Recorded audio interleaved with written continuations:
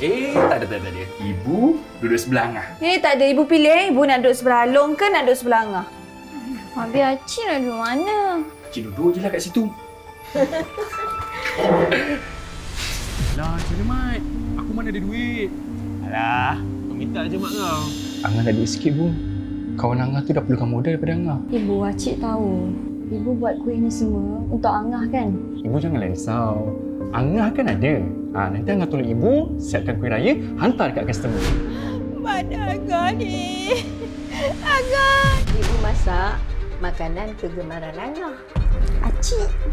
Acik pun teringin juga. Along dah lama dah fikirkan hal ni, Bu. Dah sampai masanya untuk Along kahwin. Ibu rasa Alun tak sesuai lagi lah untuk kahwin. Kalau tak nak Along ni risau, Angah tak suruh ibu tu jual kuih. Memang hari-hari macam ni ke? Balik lewat.